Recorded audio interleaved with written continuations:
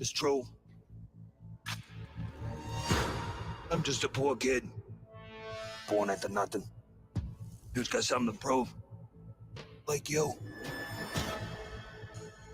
I've seen stuff. The whole world, they treat us like we don't matter. I'm on your side. There's only you in there, calling the shots. You think you know what's best for me? You think you know what I need? My little helper? We had a deal. We look out for each other. It's gonna... Hello, everybody, and welcome to the channel. It is the most earth-breaking, ground-shaking, but never media show money taking. The man, the myth, the legend, the most electrifying YouTuber in all of YouTube entertainment today, mrzodfz. And today, I am doing a new segment. I was inspired. I had gotten inspiration from looking at reviews. So I've been getting everybody's take. By the way, congratulations to the Penguin. Episode 1 pulling in 3.2 million watches or whatever the hell they rated on. People are watching the show. That's the general gist of it. Amazing first episode. Now, it could go downhill. But as I said, I saw 4 episodes. Now, I want to go over a take today from an enemy of mine. One might say a mortal enemy known as IGN. If you guys don't know the lore, the story, the history between me and IGN, there was a little show they did called Dragons by the Wall or Over the Wall or some stupid shit. And it was for the final season of Game of Thrones. And right up to the end, they took HBO's money on that. I'm fairly certain because they gave that show 8s and 9s the whole entire time. I think they gave the final episode a 7 or some crazy shit.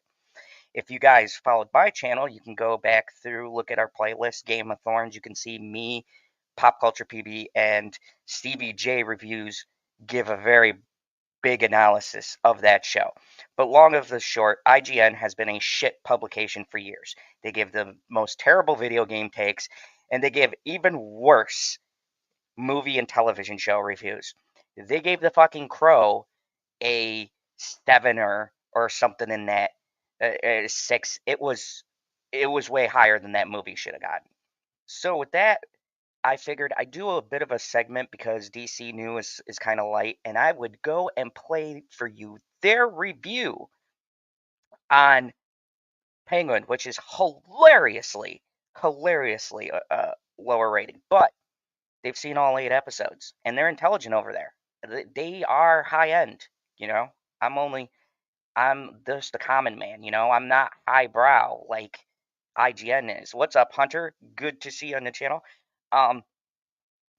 So maybe they have a perspective I don't understand, and I want to share their review and analyze it. And if you want to see their shitty review and follow along with me, the link is in the description below under IGN's horrible take. And also too, I gotta say all the YouTube things. Don't go over there and leave nasty comments and blah blah blah blah blah. You know, just downvote them if you don't like the video. All that jazz. Because, you know, I wouldn't want it to be said that we are encouraging negativity. I just want to encourage a sense of self-awareness because if I have time, I want to play their She-Hulk review. Now, they gave the Penguin a 5, and they gave She-Hulk a fucking 8 out of 10. Keep in mind, this was a show that was canceled 2 years ago because everyone universally hated it. Like, it was one of the most hated Marvel projects I've seen in quite some time. Even Captain Marvel was 50-50. What is my thoughts on Stewart being the main Green Lantern? I am super excited. I gotta be, and I'll tell you right now, Hunter, I'm going to be covering the Green Lantern series when it comes out. That's actually one of my anticipated shows, and I'm gonna have more news on that stuff as it comes out. I just haven't gotten much, no casting information or nothing like that. Just them saying there's gonna be a Green Lantern show. I don't have very many details as far as that goes, so I don't want to say anything and be like, "Ah, yeah, it's gonna be fucking awesome," and I don't even know who's playing Green Lantern. I vaguely know what the story is gonna be about. It's supposed to be like a true detective, but with Green Lanterns, which is fascinating.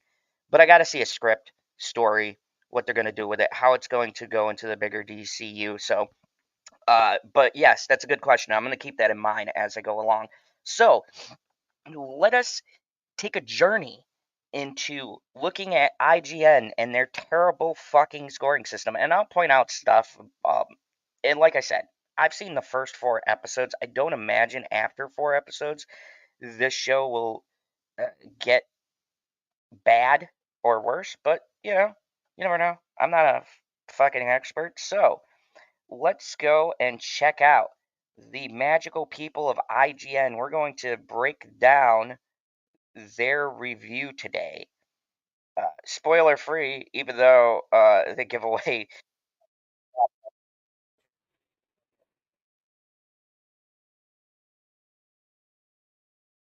Uh, just see if they bring up good points, see what they're saying, or if they're talking a lot of bullshit and they have nothing new or interesting to say.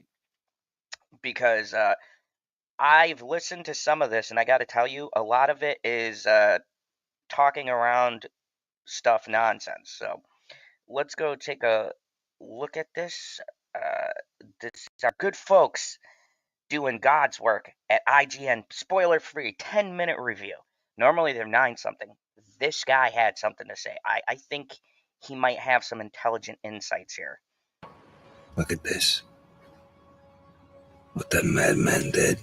After Oswald Oz Cobb spends So 4 this is episodes Eric cutting a path Adam. of destruction across Gotham City, somebody finally says it. And He got edited too by many plates Chelsea spinning. Reed. As the Batman, the 2022 movie established, the Penguin, the character, is no stool pigeon.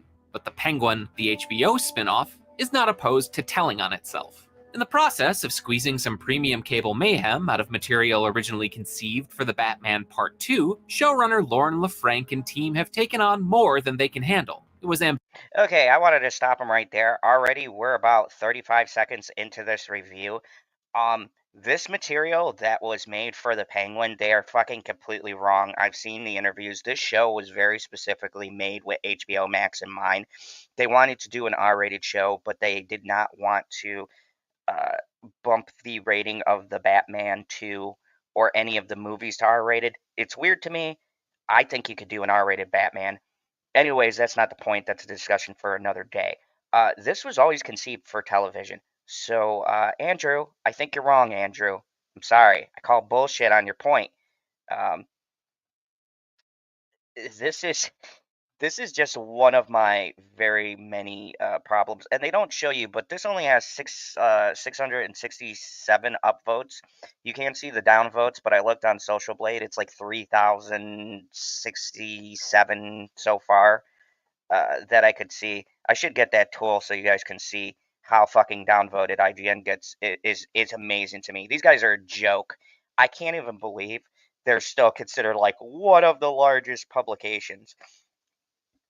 ambitious to build a bridge to a superhero event film within a mob mini epic airing in the hollowed time slot once occupied by one of the latter genre's undisputed masterpieces, The Sopranos. All the while, they're also filling in the background of a villain mostly made of prosthetics and ushering a more recent addition to Batman lore into the big time. I'll be calling the shots. Oh yeah, and they're trying to do it all in only 8 episodes. To contrast that with The Sopranos, the other members of the DeMeo crime family were only just starting to catch wind of Tony's forbidden therapy regimen by episode 8. In TV terms, I hate this comparison because The Sopranos and The Penguin are 2 very different things. I understand what he's saying at that point where he says, "Oh, but, you know, they had 13 episodes." I don't necessarily think this show needs 13 episodes considering the first hour-long episode and the way the writing was, at least to me. And you guys can feel free to leave comments and let me know.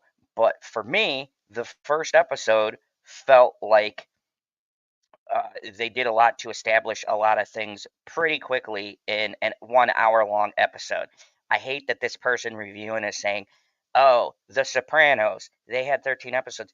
And I even said this point in my review. This is going to get a lot of Sopranos comparisons because that's pretty much the genre it's in. But The Sopranos took influence from The Godfather, Goodfellas, all of that. So this is one of those things, like, I feel like most mainstream critics do when they review something. They try to compare it to something that I feel like they're not really comparable. This isn't meant to be a long form series. This is an 8-episode miniseries. The Sopranos took time with their storylines because they had multiple seasons planned. So that's a really terrible comparison. But I'm being fair here. I'm not going to shit all over them. Some points I will bring up a decent point. This isn't a lot of time, and the Penguin is, as a result, a mess. Sometimes an entertaining mess, but more often one that shoehorns its character and relationship arcs into an oh-so-2024 running length. The franticness that ensues suits the impulsive, talks his way out of any bind protagonist, while also fueling a gnarliness and bloodlust that's never as sensational as the big budget and prestige TV trappings make them out to be. I see, this is what I'm talking about. This is what I talk about with, like, modern reviews. What the fuck is all that supposed to be? Like, just put that in common English. It's prestige, traffic, like, okay. I feel like sometimes reviewers use big fancy words just to sound intelligent. Now, you guys can let me know what you feel, but I feel like when you have to use a bunch of words that, like, in that kind of a structure, it makes me feel like you're sitting there reviewing something with a dictionary, looking up the term and going, ah, that sounds fancy. They'll take me serious. I prefer the good old fashioned this fucking sucks, or I liked it. Cinematography was decent. Like, this dude just threw out 5 different big words. I have no fucking idea what they mean. And as a reviewer, it feels like razzle dazzle, right? He wants to throw these big words so he sounds intelligent, like he knows what the fuck he's talking about. I'm really curious about this hot mess thing. The other thing I've noticed is that he's laying out a lot of stuff, but I don't hear any examples of what that they're talking about. Like, what? Give me a specific thing that you're highlighting. That is the issue.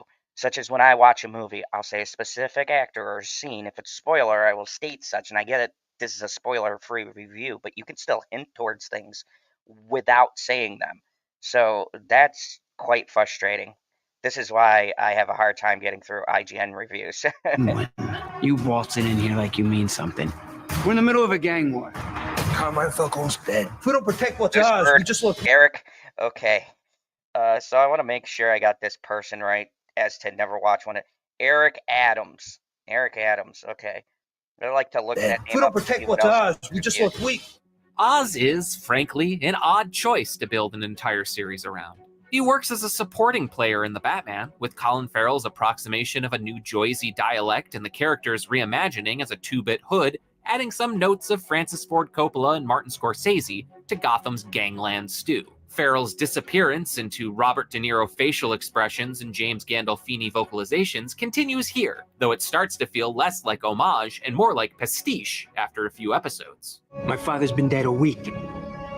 You want to take what's mine? What keeps Oz from feeling like the sum of TV and movie gangsters who've come before him is Farrell's gift of gab, and a wounded soulfulness that no amount of silicone or hair pieces can hide. But the visual presentation isn't the most impressive creative decision involved with Oz Cobb. That's Cobb, not Cobblepot, because that would be too whimsical for a franchise that revolves around. See, also, too, there's a bit of snarkiness. I gotta say, I respect, to IGN's credit, I respect a little bit of sarcasm. So I give them credit. The review has some personality to it. Now, personally, and like I said, I'm basing this off the first 4 episodes, but watching through their review right now, they said, and I quote, they said that the sets and things don't look like they did in the movie. Well, first off, this show isn't on 100 million or whatever the fuck the movie budget was. I believe it was like 100 million, somewhere in there, budget. And secondly, I seen a couple of episodes, like just freeze framing on that frame alone. I don't really see the difference that this reviewer is talking about. Kind of feels like a nitpick to me. But let's see where Eric is going with this. Maybe he's got some big brain thoughts here. Let's see here. A billionaire orphan who strikes fear in the hearts of criminals, a cowardly and superstitious lot, by dressing like a bat. Rather, it's the choice to make him an ambitious screw-up, a guy who thoughtlessly knocks over a domino in the premiere and spends the next 7 episodes trying to claim ownership of the pieces falling around him. The world ain't set up for the honest man to succeed. But that's making the Penguin out to be more intricately plotted than it actually is. Oz's rise to power is positioned as an artfully planned heist, but it plays out like a series of reckless smash and grabs. It starts out... I disagree with that. Like I said, based I've seen the first 4 this person has, and making reviews like this, I don't understand how they still get access, but whatever. They're big media. So apparently, I haven't seen all 7 episodes, but apparently they're saying as you go through the show, right, the flow of the story, it feels like a smash and grab, meaning it all luck, rapid fire, whatever. And don't worry, when I report on the next episodes, I will give you my thoughts. But to me, sounds like a bunch of bullshit. I'm just gonna be honest. And I'll get to the Marvel review after this because it's funny, and I'm not gonna say this is a particular thing, but it's funny that every Marvel show that IGN has ever done has been in the upper 5, 6, 7s, or 8s. Every DC thing they've ever reviewed has been super low. Maybe the Batman was the highest one, to be quite honest with you. Conspiracy? Maybe Disney's paying them more? I don't know. HBO. Pay these fucking shills more money. Promisingly enough, his cross-Gotham attempts to cover up a lethal mistake make for an absorbing premiere, with the feel of an antic comic book one-off. It provides Oz a crucial sidekick in the original character, Victor Aguilar, played by Renzi Feliz, with a baby-faced what did I get myself into dismay that comes... I will say this much, Renzi Feliz is an excellent actor. Definitely, for an original character, one of the most enjoyable. ...and handy throughout the series. But it also sets a pace that's fatal to the remaining episodes, which plow through any obstacle and undermine all potential conflicts with a blunt force convenience that kills all suspense in the race to fill the power vacuum left by the late crime boss Carmine Falcone. They know there's only one man big enough to run this city. As a devotee of Amy Sherman Palladino's fast-talking TV dramedies, I was tickled to find Falcone's heirs apparent played by guys once romanced by the marvelous Mrs. Maisel and one of the Gilmore Girls. And I like the Gilmore Girls. I've heard a lot about the marvelous Miss Maisel. I don't know what that show is. I know if that I've heard the writing for that is good, so not a bad choice for writing this kind of show. And as a fan of The Sopranos, who spent a lot of the Penguin overanalyzing Oz's taste in leather jackets and gold chain jewelry, I was pleased to get an actual, if somewhat tangential, connection to that series in Kristen Milioti, following up her brief stint as Catherine Sacramone with her portrayal of Falcone daughter Sophia. When Milioti uncorks her portrayal of the crime family's formerly institutionalized black sheep, it's like nothing else on the Penguin. Really, her eye-popping menace is closer to something out of Gotham, the Adam West Batman series, or any other Caped Crusader. I disagree with that. So, I am a huge fan of Gotham, but I gotta say, nobody acts anywhere close to this show. Even if we're making the comparisons to The Sopranos, Gotham felt very much like a Fox television drama. As a matter of fact, it's 2 networks now. The only one I would say who acted decently on that show was what was his name? Monahan. He played the not Joker on Gotham. And he's also in Star Wars, the Star Wars games. But yeah, he played closer to he had more acting, is what I'm trying to say. He was also in the show. He was also in a Showtime show. So, I mean, he was a decent actor, but Kristen Milian, I would have to say, is in a better league than any of the people they just mentioned. Jesus Christ. Sator-adjacent production that doesn't take itself so damn seriously. Her unpredictability doesn't help the Penguin's all-gas, no-break storytelling, but her loud wardrobe and Miliotti's brash acting choices add some much-needed color in a washed-out Gotham still recovering from the havoc wreaked by the Riddler and his followers. The family thinks I'm broken. I'm not broken.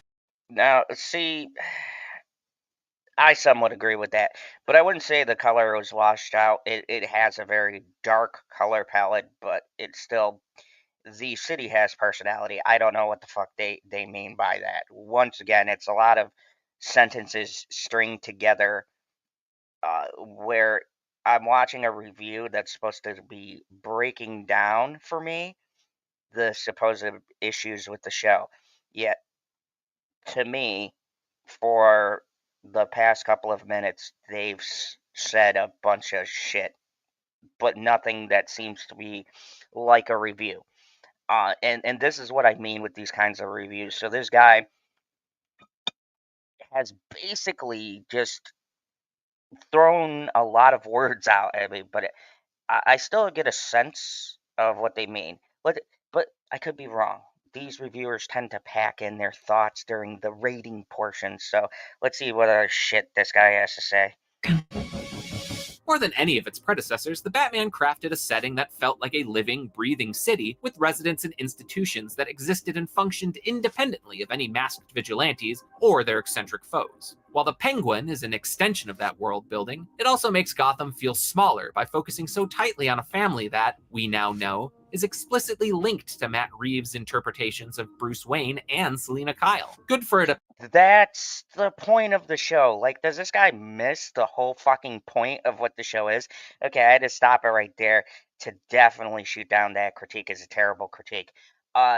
Yes, this is gonna feel smaller. Like, I get it, this is linked to the Batman, and maybe he shares the sentiments of some people watching this show, but this show is a fucking HBO show. Hey, what's up, Christine? Welcome to my mini rant. I am looking at IGN's horrible 5 out of 10 review for the Penguin, and you didn't miss much. This guy's just fucking rambling, saying a bunch of fancy words. This is the first critique I've actually heard. We're 5 minutes into a 10-minute review. So he's saying that, and I think this is, I know this is an extension of the Batman, but I think this is a terrible comparison. So he's saying the world of the Batman, the movie, feels bigger in scope, right? And that being that this show is on HBO, and they said they reused some of the sets from the Batman, he's saying it feels smaller. Oh, I'm glad I could make your day. He's saying it feels small scale, right? I totally call this a ridiculous point because fucking duh. I don't know, like, Marvel is ridiculous and Star Wars is ridiculous. They pay $200 million for shows that suck, or $150 million for fucking television. I'm sorry, that is a waste of a budget. The fact that they're scaling down the budget for TV, there's clearly money put into this. The prosthetics, the special effects, and the violence, that's all clearly practical. That is where your money should go. So I don't know what this guy is expecting. Like, does he expect a fucking shot for shot of what the Batman did? That's fucking stupid. That is the dumbest critique I've ever heard.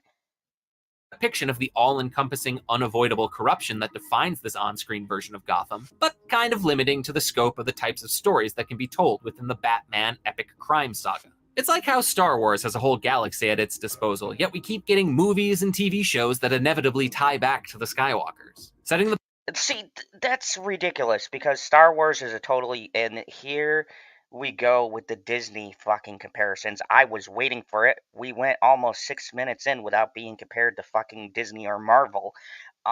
That's because Disney is fucking stupid. They're content with wasting their money on shit that people don't want to see, which is why all of their shows wind up going down the toilet. And 90% of them turn to shit at the end because they don't know how to make television.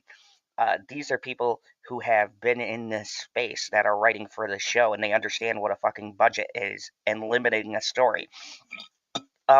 Good storytelling, good writing.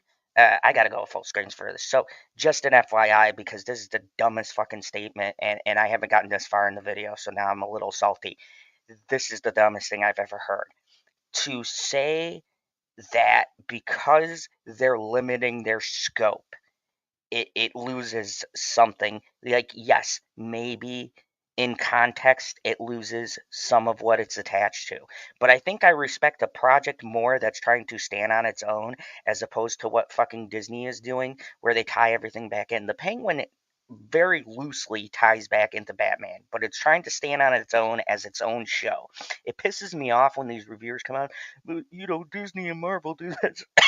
How come their shows all fucking suck then? How come none of them get watched and like 3 or 4 of them got canceled? This is the dumbest point I've heard yet. Like, that's so ridiculous. That is the most ridiculous fucking statement. Like, oh, that's a negative because it feels small scale. So, obviously, this person... Oh my god, this is such a terrible review. The Penguin, in the wake of Edward Nashton's coup de grace, helps explain why Bruce isn't getting involved. He's clearly got other things to attend to. But as bodies start piling up and the streets flood with a new drug called Bliss, it starts to strain credulity that any of this is flying under his radar. Or would that be sonar? Whoever controls the drug business That was controls clever. the streets. You hear the bad joke? That was clever. Or maybe he can't be made to care. Sophia aside, the Falcones aren't all that compelling, and their infighting and tug-of-war with rival Sal Maroni suffers as a result. The Penguin props up this middling drama with pieces of so many genuine mob classics. Some shadows and lighting borrowed from The Godfather here, the Goodfellas-esque portrait of the gangsters who protected/terrorized Oz's old neighborhood there. But the fact that the subject of Oz's fondest reminiscing is played by the guy who was Sally Bugs in The Irishman only goes so far. Characters and relationships are tossed into the rubble too quickly to make a lasting impression. Oz... See, and I'm going to say this again, just so we're clear. I've only seen the first 4, but I gotta say, off of the first 4 I saw, this doesn't seem to be a problem with me. But I can understand some of what this person is saying. I don't want to completely shit on a review totally. I'm trying to look at their review objectively. But at the same point, this to me feels like it does pay some homage to what's come before, but we can say this same fucking generic garbage that he's spitting on this review about any other mob show or mob movie that comes out. Everything is always reminiscent of everything else. To me, when you're reaching for some kind of critique or you're trying intentionally to, I don't know, see the shittiness in something, you pull out all of these, like, references. And once again, the wording, like, the stuff he's saying, like, I hate the feeling, and that's why I don't like a lot of these mainstream critics, is, like, the use of all of these big words and fancy sentences, right? I would like a straightforward, like, this specifically bothers me. It's like tap dancing around what bug he has up his ass about this show. I have no clue. I am 6:31 into this. I still don't know what's the issue. What are you trying to say? And I think that's the problem with a lot of these reviews. It's like, so what are you saying? I hear a lot of fancy words, but I'm not understanding what your issue is overall. Pivots between allies and adversaries with such fickleness and frequency that we don't get a chance, or even a good reason, to appreciate how he's playing them off one another in a tussle to control the Bliss trade. A rote crime doesn't pay message is written all over each aggressively tinted frame of the Penguin, but it's only truly felt through Victor's arc. And even then, we only get one mid-series episode to see all he's sacrificing to be Oz's right-hand man. When the following episode gives way to an extended flashback to Sophia's harrowing stay in Arkham State Hospital, I found myself wondering, is the Penguin faltering because it's doing too much across such a short span? Or is there actually not enough substance to Oz's ascent, and Sophia's attempt to stop it, to fill out 8 episodes? The padding. This is what I'm talking about. So you are wondering if the show is doing too much or too little. The whole point of a review is to be able to analyze and break down if the show is doing too much and to give your personal opinion. And this guy just said in a question type of a statement, I wonder if the show is doing too much or if there's just not enough there. It's like, that's why I'm fucking watching this review. You're supposed to tell me. You are literally getting paid to tell me if you feel like the show has too much or too little content. Like, look, I've had some bad takes and I still stand by them. That they're my personal takes. Why people watch reviews from me or other people is to hear what our opinion is, not to sit here and ponder fucking questions about whether or not a show is doing. That's literally the point of your review. You're supposed to tell me your personal feeling. What do you personally feel the show is doing or not doing? All I've heard is big fucking fancy words and theories on what you think the show's problem is, but I have yet to hear a concrete, like, what they think of the show. And this is my exact issue. It's like, okay, what do you feel about this? What is your opinion? Not dancing around the issue and throwing out questions to your audience who's stupid enough to watch this, which at this point, I think people just watch this just to mock IGN. But, I'm trying to give them the benefit of the doubt here. Like, what is your opinion? What do you feel? Like, I don't care about how I feel about it. I'm not watching a review to figure out how I feel. It's a recommendation or a non-recommendation. It's fucking weird. That emerges in later episodes suggests the latter. Oz has his own tragic backstory interlude on tap, a rewind alongside his ailing mother Frances that's rife with the sort of 11th hour reveals that are intended to shock but wind up infuriating instead. Why keep this sort of information from your audience when it's probably constantly on your characters' minds and could have added much needed dimension before now? You promise. Because because any good writing, you're not supposed to reveal everything in your first couple of episodes. Seeing as it's only 8 episodes, this makes no fucking sense to what they're saying. Hey, Justin, I'm just going over IGN's shitty take on the Penguin. They gave it a 5 out of 10. Yes, I'm talking about the Penguin show.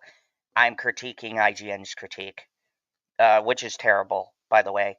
They gave She-Hulk an 8 out of 10. They gave the Penguin a 5 out of 10. So I'm trying to see the reasons why. So far, I've heard a lot of big words and nonsense, but definitely no thoughts. Must be Oswald. I know. I deserve a better life. The Penguin wants us to see its leads as underdogs. Oz loves describing them as such, but it takes constant shortcuts toward earning our sympathies. They're broken and discarded people united by misfortune, which the show literalizes in disabilities and medical conditions clumsily grafted onto their characterization. Oz's Oh, I would think IGN would like disabilities and limited factors. Isn't this the same company that gave Black Myth Wukong a fucking 5 or 6 out of 10 because it, and I quote, didn't have enough diversity in it, but yet it's a story about fucking monkeys? It's literally a video game when you're playing Sun Wukong, a legendary monkey, in a fictional, fantastic world. These are the same people. And now there's characters with legitimate disabilities that they actually write smart and clever. But according to this person, they're grifting it onto characters. This isn't like, we just keep on moving the goalposts here. What do you guys consider a actual portrayal of these things that you want everybody to talk about? That is the funny, most contradictory bullshit that I've heard, especially coming out of IGN, because they have literally not reviewed stuff on their website or their fucking bullshit webpage because it wasn't diverse enough. They won't review Lollipop Chainsaw because of it's they feel like it's too uh, it's not diverse enough. There's not enough whatever in it. I don't know. I don't really fucking care. But now they're saying this is the show's weakness. That is ironically funny to me. Holy shit. I, no wonder why these guys are a joke. Clubfoot, Sophia's mental illness, Vic's stutter, Francis's Lewy body dementia. None of this provides deeper insights into psychology or personality as much as it gives the actors more on-camera business to attend to. The wobbly gait. Literally, okay, this was explained from the first episode, so I just want to call bullshit on this guy's whole statement here. Literally, in episode 1, they show the fact that the Penguin cannot escape from people pursuing him because of the fact that he has a fucked up leg, and they show what his leg looks like. Also, the reason why he saves that character in the beginning is because Victor has a stutter and he recognizes somebody who has something that makes people overlook them. Literally, the whole fucking point of the show is people who are underestimated because they're seen lesser than, whether it's in an organization or whether it's a physical, uh, I don't want to, like a disability, right? Like people just underestimate them because of these things. That's literally the whole point. And that's very well highlighted in an hour of the pilot episode. And yet this guy did not grasp that was literally the point. The whole point of the show, the events that kick off, is because of people being underestimated. So I guess that went straight over this guy's fucking head. That contributes to Oz's hated nickname, for instance. And they sometimes feel like attributes called upon only when the story demands it. At worst, there's something to gawk at, as in one ghastly close-up of Oz's gnarled foot.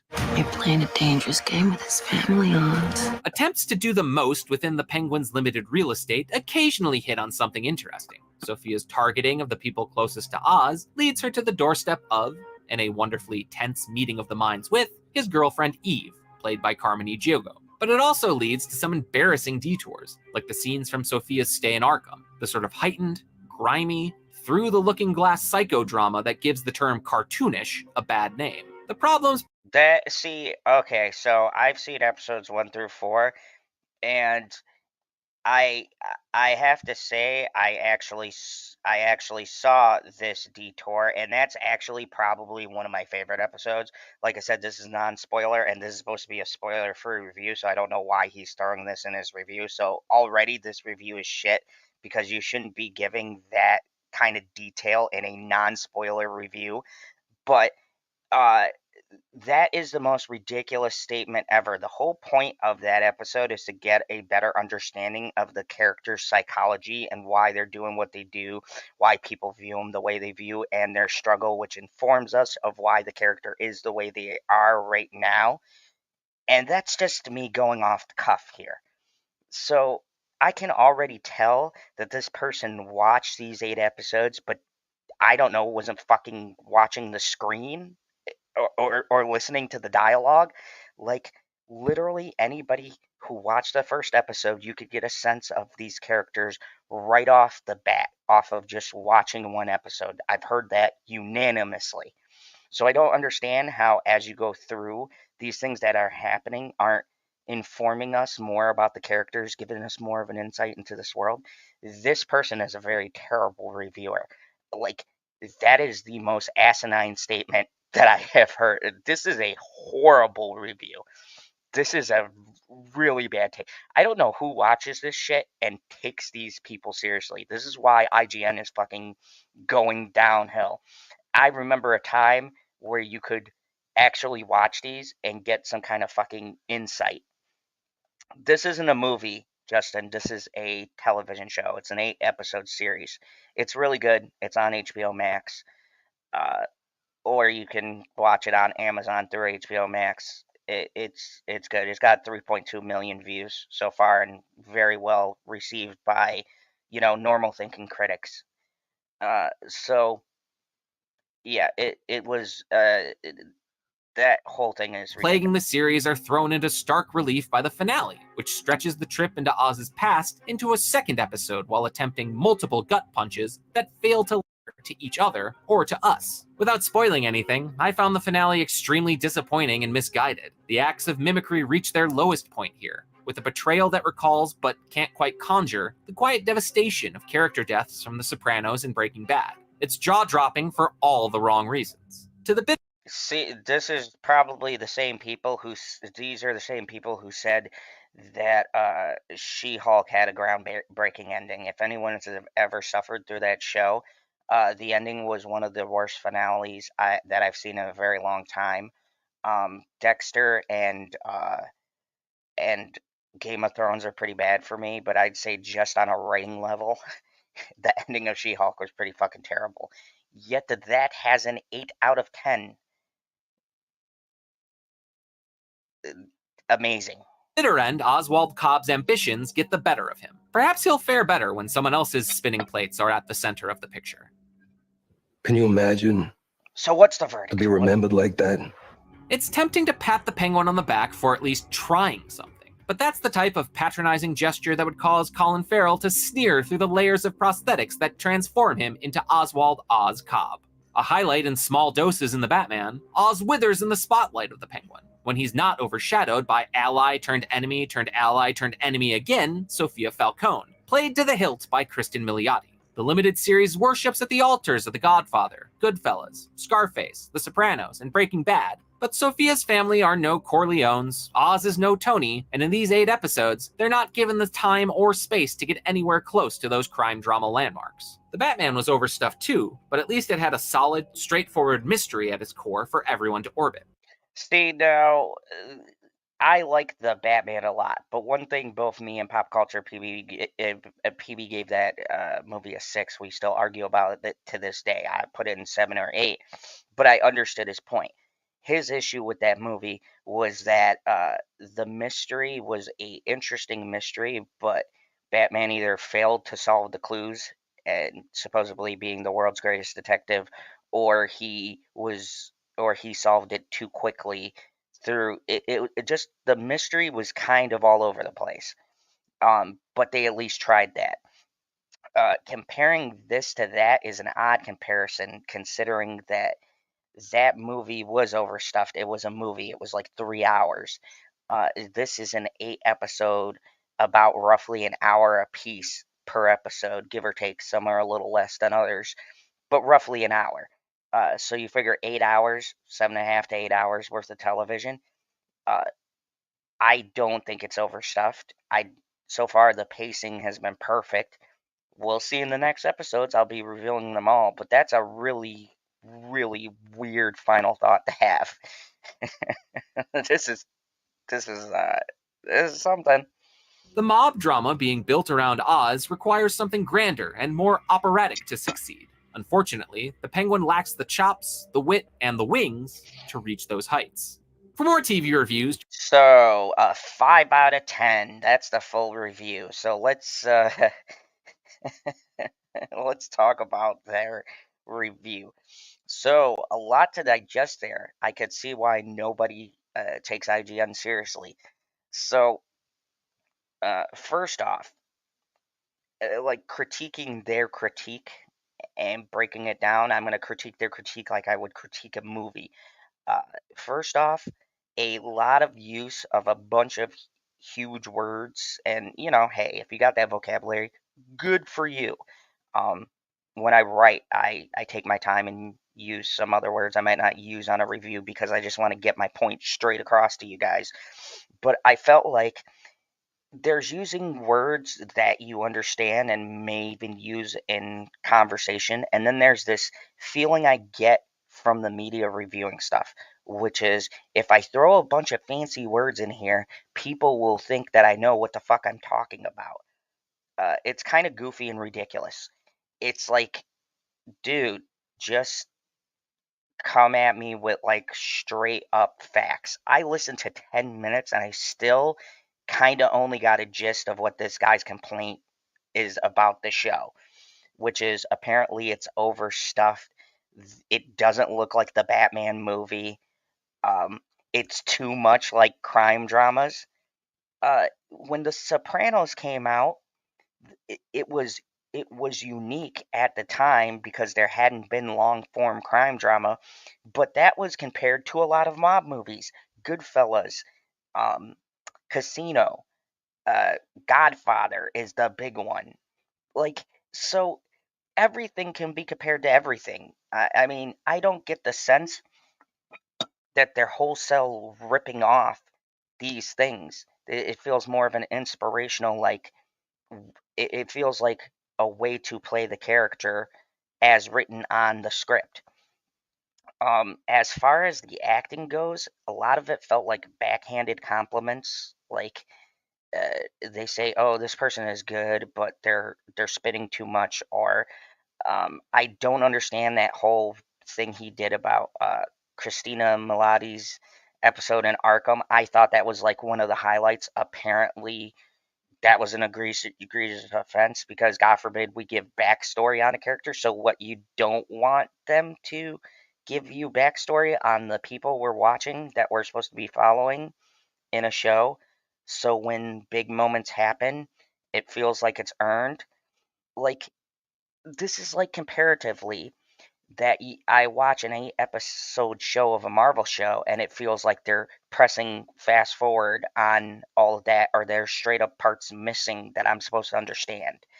Um, this feels like that in reverse. Like, they're getting too much information and it drags down the pace. And I guess that could be a complaint, but I have to see in what context. Also, that review was a terrible spoiler free review because it says spoiler free, but they do drop some stuff that they probably shouldn't say in a review that's supposed to be spoiler free. So, whoopsie on that.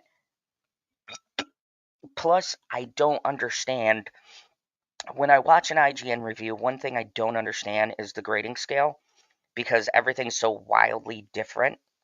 And they have on their site like where they scale everything, but I don't understand how they reach the numbers that they reach. A fucking 5 out of 10, but She-Hulk has an 8 out of 10? How the fuck do you make that leap? Like, is the Penguin so bad? Like, it's so poorly written. You watched all 8 episodes and you place it at a 5, which is just like watchable. I refuse to think that even with what I've seen, it goes that far downhill that you drop a whole 5 points for your fucking score. Like, I'd really like to sit down and talk with them and go, how does this work? Like, what are you rating on? What is a point deduction? Like, for me, if you were to ask me about any review, I can specifically tell you the points in the movie or the television show where I dropped a point, or where it was just something so bugging me, I couldn't get past it, and it affects the rest of my viewing experience. Whereas this just felt like an arbitrary number that they just gave out just because. There's no. When I was watching that, the biggest thing I noticed, and this is a problem I have with a lot of reviews that I see, is there doesn't seem to be a consistent sense of scaling, and it doesn't seem that they have a consistent plan on how they do these reviews. It's crazy to me. Like, honestly, I don't know who would watch that and A, have a sense of what the show even is, and B, have a sense of how they should feel about the show. Like, okay, we just sat back, watched it, we broke it down, and my question would be, did you understand what the complaints or the critique was through all of that? It was only a 10-minute review. But did you understand anything or any issues that this guy had? Like, because I very vaguely had to pick things out. Like, towards the end, he kind of spelled it out. Like, there wasn't enough time. He didn't feel like the set pieces and designs were up to the same caliber as the Batman. It felt small scale. I got that from that one. But the rest of it, I did not understand any of what the common complaints were. It's baffling to me that somebody can make an honest to God critique like that. And I still, right now, after spending almost an hour trying to break down and analyze what his review was trying to say, I have no clue. I have no idea what the hell this guy's issue is and why he rated it a 5 out of 10. And I think this is the problem with a lot of IGN's reviewing and just the reviewing system in general, which is why I wanted to kind of show that side of the critique, because it just baffles my mind how terrible of a take that is. And I have no reason or no inkling of a clue on what the overall issue is. Like, I have no idea why he hates it so much. Look, it's super weird, which leads me to believe that they just like Marvel shit. That's my like final conclusion. Like, I don't know. So I thought it was pretty interesting, very fascinating look into the mind of the commentary world. That was by far one of the worst takes I've ever had to sit through. Hopefully, you guys enjoyed sitting through that 10-minute just garbage that they were spewing out for their review. It was very horrible. A 5 out of 10. I don't understand it. I can't, like, I heard a bunch of words and I have no idea what this dude is talking about. No clue. Even off the first episode, you could tell that the show was very well shot, but yet it's small scale. No shit, it's an HBO show. I think the biggest scale show HBO has ever done is House of the Dragons and Game of Thrones. That's it. And those have brought in millions of dollars. And the other large scale show I've only ever seen is Amazon's ridiculous Rings of Power. Uh, Other than that, I don't understand. And you know what? I'm kind of curious. I want to see what IGN's what they're rating Rings of Power, because that show is terrible, and I'm very curious what their take on it is, because I think that would be funny to see, because that show was terrible, and I have a feeling they probably gave that show a high rating because it's just it's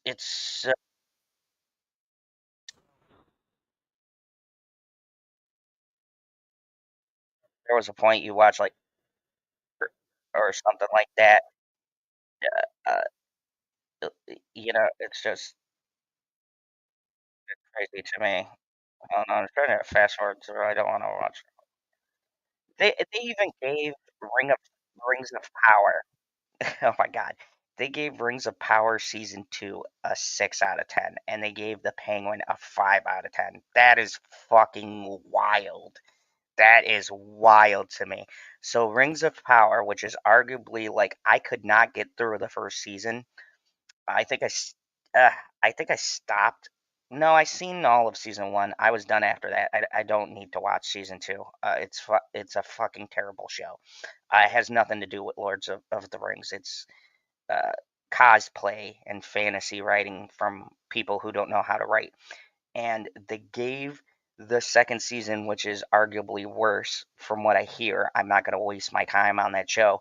Uh, they gave that a 6 out of 10. Wild ratings. Absolutely bananas. This is why journalism is dying. It's like Kotaku, IGN, all of these places. Um, and I wanted to do this today and kind of bring this up because it's sad, because I came up from a time where we had Game Informer, PC Gamer, when they all used to review things with a critical eye. And what I'm talking about is I have biases, you have biases. People at IGN have biases, clearly. Everybody in this world has a bias. But how I understand it, how I was told, is that when you review something, when you're breaking something down for other people, you are taking yourself out of the equation. You are, as you, taking, there's some personal feelings in reviews, but for the most part, you're taking that out and looking at a product objectively. Now, your bias or your feelings can affect your overall score, a couple points here or there, if you don't personally like a story. There's things I can acknowledge that are good, they're just not my cup of tea. Like, there's movies like Black Panther. Everybody fucking loves Black Panther. I personally think Black Panther was better in Civil War than he was in his own movie. I only like that movie because of Killmonger. You guys can see my numerous rants on that movie. But I objectively gave that movie a 7 or an 8. If I was rating it personally, it'd been a fucking 5 because the only part I liked was Killmonger out of that whole movie. But I'm not going to sabotage a review for people just because of my personal feelings. And that's the point of this stream today, is just to highlight. I think at the end of the day, and it's like I say on my reviews, media, television, everything is subjective. People might not like something you recommend, but they come for recommendations on things that they might like.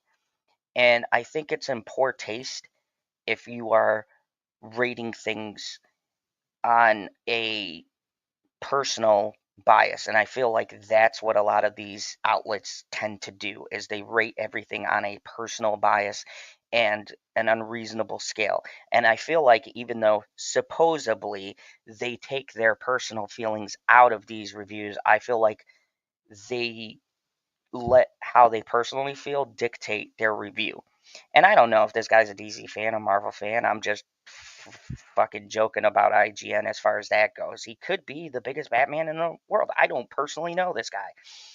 But I do know that just the way the review was structured and the way he chose to word things was very poorly done. The irony of that is they have an editor, and I felt like the editor should have given him notes and been like, hey man, maybe simplify what you're saying, because like the other words he was using, the way he had things structured, the things he pointed out were just flat out wrong, or he was using all these big fancy words. And it's just like, that feels like it's throwing in to convince people you are legitimate. I don't have to convince people of shit. I'm not getting paid to be a reviewer. I'm just giving my opinion. If you choose to like my opinion and go see a movie because of what I say, cool. If not, cool. But IGN is like, come on, guys, we're serious. We're big boys. Take us seriously. Like, we're and that's the thing that blows my mind.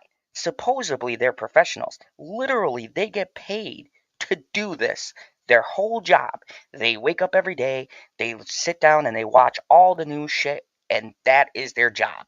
They are supposed to give you fair and accurate critiques. And I'm sorry, I feel like none of it is fair, and it is semi accurate at best. And so, good luck to Eric. He seems like a cool guy. I will say on the plus side, his review had a lot of personality. He threw some jokes in there. He had a little bit of snarky comments, but at the end of the day, I guess my whole point of this stream is to just, you can get suggestions and ideas, but I wouldn't take Rotten Tomatoes or Metacritic or anyone else's opinions. I would sit down and watch it yourself and form your own opinion. Like, you know, also, I would sample different reviewers, okay? If you have 2 or 3 people who say something sucks, and then you have 10, 11, 12, a bunch of people, maybe some like comments that say that is good, then see it for yourself. But if you have like 1 or 2 big outlets, and if you go off the fact of, oh, they're a verified critic, so they have to be right, I think it just shows how much the industry has changed. I will leave you off on this. I remember the days of Siskel and Ebert. And you know what I loved about Siskel and Ebert? It was 2 guys reviewing movies. They both had wildly different opinions, wildly different outlooks, but they balanced each other very nicely. And when they both agreed on something, 9 out of 10 times that was a great movie, because those guys never agreed on anything hardly. You have one thumb up, one thumb down, 2 thumbs up, 2 thumbs down. it was very rare to get them to agree on anything. And I think that's the whole point I want to bring up with the reviewing process. Not just IGN being shitty, but it's the fact of reviewing in general feels like reviews by committee now. And it's just everybody agreeing with what's popular to agree with, instead of having their own personal take or an opinion on something. Like, I have no one here. No, this is just my view. Once in a while I have Pop Culture PB or Justin Proper, and then it'll be the three of us bouncing off of each other, but we have wildly different opinions. And I think that difference makes for a better critique, as opposed to just somebody getting on and giving something a random 8 or a random 5 or a 6. It's like numbers seem so useless now. It's almost like why I hate rating some things with a number scale. It's because, can you really put into a definitive number your feelings you get when you watch something you like? Technically, probably not. But anyways, thank you guys for watching. The next DC Afternoons, I will be talking about episode 2 of The Penguin, which will be next Monday. It comes on this Sunday night, so I'm probably going to watch it late Sunday night and then talk about it on Monday afternoon. Other than that, I guess don't trust IGN, man. They got some shit reviews. That was one of the most terrible things I watched. If you want to see a more objective opinion, go check out my spoiler-free review. I got the first 4 episodes spoiler-free. I don't talk about any spoilers. I'm very vague. And then I got a episode 1 breakdown.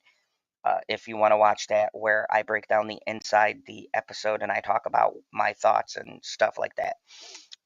And also, thank you to the sponsor of the channel. If you would like to get a movie palette made of your favorite television show, like maybe The Penguin, maybe The Sopranos, or you're just a fan of Nick Cage, like me and Bitchy, go check out moviepalette.com. You can get yourself a fantastic looking movie palette that is color coordinated with all of the background color of the scenes. It's one of the only companies I know across the interwebs that does that. So go check out moviepalette.com. If you put in my promo code ZONE15, you could save 15% off of your purchase on top of any sales that they are running. So thank you to the sponsor of the channel, moviepalette.com.